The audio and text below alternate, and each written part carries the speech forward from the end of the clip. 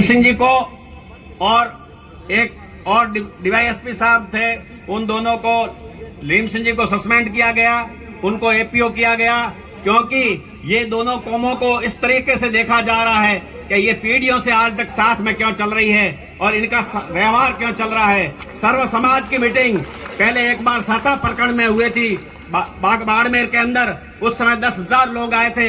तो जो तेजदान जी के साथ अन्याय हो रहा था वो न्याय मिला, वैसा का वैसा बाखासर के अंदर आज से 20 साल पहले सरासर झूठा मुकदमा, एक दुर्घटना को, बस की दुर्घटना को 302 का रूप देके राजनीतिक नेताओं ने अपनी सीटें निकालने के लिए बाखासर लीलाराम हत्याकांड नाम से जो एक आंदोलन छेड़ा और निर्दोष हमारे पूर्वजों ने मर्डर भी किए, जेल भी गए।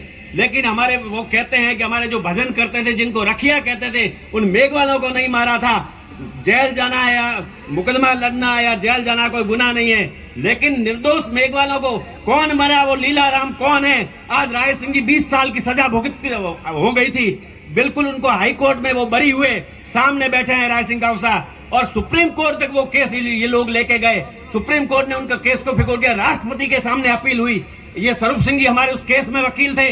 लीलाराम हत्याकांड का आज से 10 दिन पहले जब जयपुर में रैली हुई, उस समय मुझे लोगों ने वीडियो बताया, मैं सादा माल फोन रखता था कि आज तो बाखासर का लीलाराम हत्याकांड वापस जयपुर के सोशल मीडिया में चल रहा है। ये उदाराम कह रहा है कि सामंतशाही और दलितों पे अत्याचार बाखासर में उस समय में हुआ था।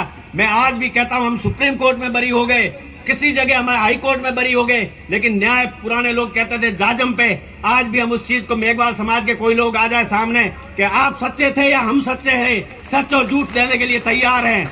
लेकिन राजपूत समाज और 36 कौम के साथ दलितों पर अत्याचार, सामंतशाही, खाली राजपूत कौम को बदनाम करने के लिए, दूसरे समाजों के बीच में राजपूतों की छवि गिराने के लिए उस समय में ये कांड रचा गया और उसका पूरा राजनीतिक रोटियां सेकी गई। और बाखासर पुलिस स्टेशन के अंदर हजारों की तादाद में लोग आके, नेता इकट्ठे हो गए थे।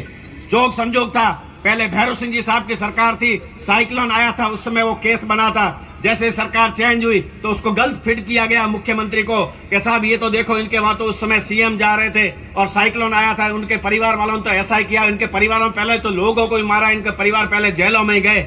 ऐसे ही नेता थे उस दूसरे समाज से, जिनका नाम नहीं लेना चाहता हूँ।